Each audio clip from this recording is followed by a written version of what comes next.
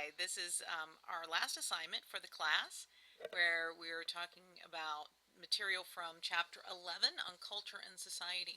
And our assignment is to discuss or to illustrate one of the concepts illustrated in this chapter. And so when I was reading the chapter, I was particularly drawn to a concept in critical tradition called hegemony. And that is part of Marxism and part of modernism, Marxist take on modernism. I have to laugh because this is the second time in 8 weeks that I've picked a theory that's related to Marxism, and I was not really thinking of myself as that much of a Marxist. However, I'm down with hegemony, at least the concept. And the concept of hegemony is that particularly capitalist structures will co-opt the message or the voice of those that are groups that are being dominated for their own gain. And so when I saw that co-opted capitalist co-opting messages, I thought about what's been happening in the last few years with the body image movement and the body acceptance movement. I've been involved in this for now about 10 years, and I've been blogging for 7 years, and I was one of the early bloggers, and now there are lots of bloggers out there, but particularly in the early days, there were a lot of activist bloggers that were about reclaiming language, that were about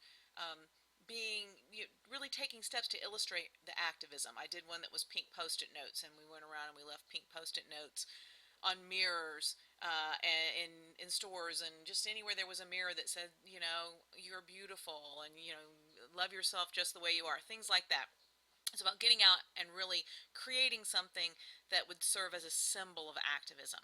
So it's interesting, though, in the past few years, we're starting to see that this language is being co-opted, particularly by diet companies. Now, there's a whole Dove campaign, and a lot of people feel very positively about the Dove Real Beauty campaign. I like what they're doing.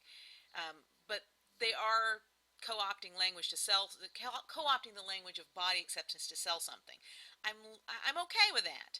I'm less okay with using that language and those images of self-acceptance to actually sell diet stuff. So I have here, you'll see, you've been looking at this woman's foot. This commercial for Special K, you'll probably recognize it. It's called the Scales commercial. And on the surface it looks harmless, but I want to show you how this is an example of hegemony.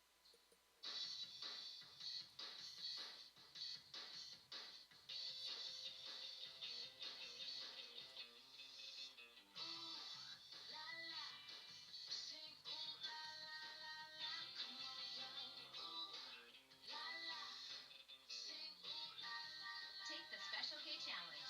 Lose up to 6 pounds in 2 weeks. All right, so very lovely, positive message there, right? People stand on the scale rather than worrying about the number. You're going to see something positive and encouraging.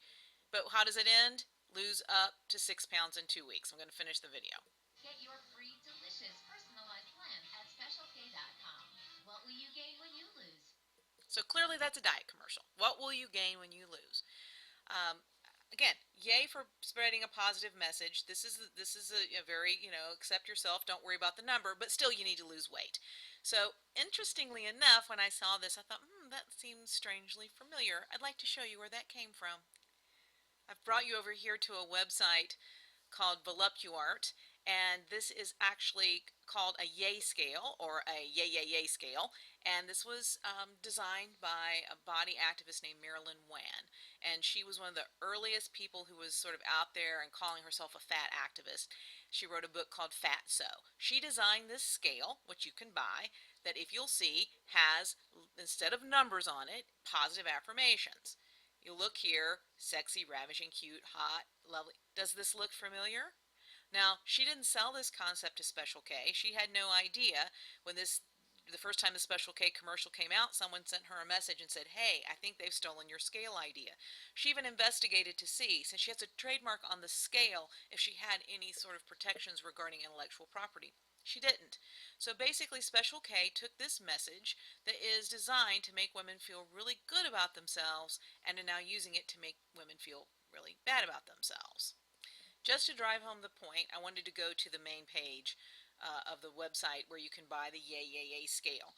And notice the text, which is right here, right?